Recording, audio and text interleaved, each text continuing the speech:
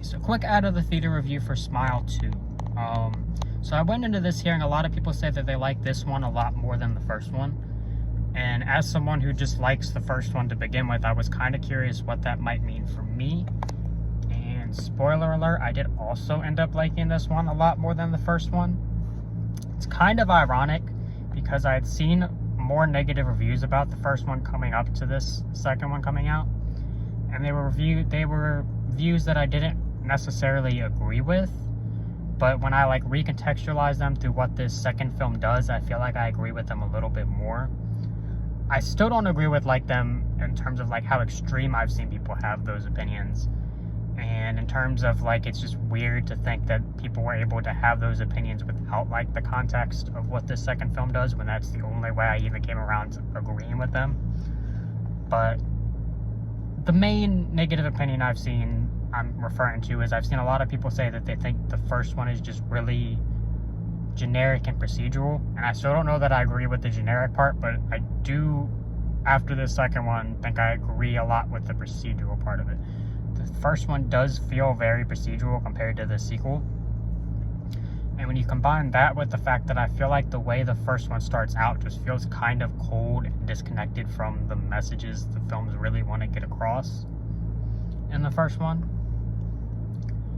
I don't know, like, you could argue the first one being a little more procedural isn't necessarily the film's fault, only because it is the first film in the franchise, and you could argue it needs to be a little more procedural to get across what it needs to establish. But all that being said, the second one ends up being a much more stylized film that feels like it's just trying to do more and be more interesting. Naomi Scott's performance definitely is the best aspect of this film. She gives probably one of, if not maybe even the best performance I've seen in a film this year.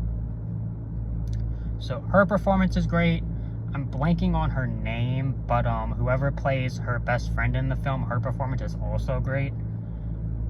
We don't see her a lot, but when she is there, she interjects a lot of comedy that's kind of needed at the times that it happens. But yeah, so she's another great part of this film. As far as the film like having its own style, a lot of that comes from the way it's directed, the cinematography, and just certain like small choices here and there.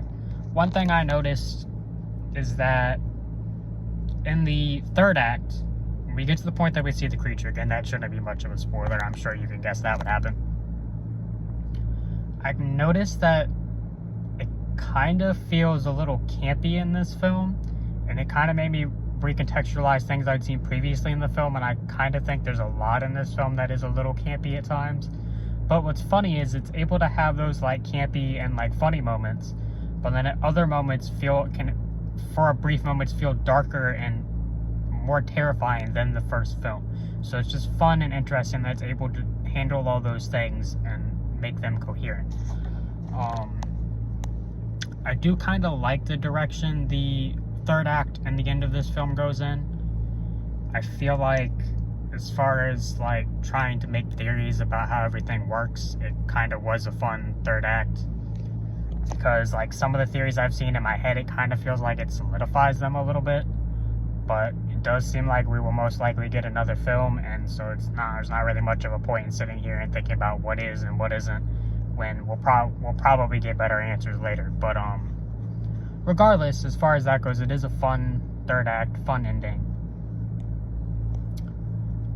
Yeah, so if you thought about checking this film out at all, if you really liked the first one, I'd probably recommend it.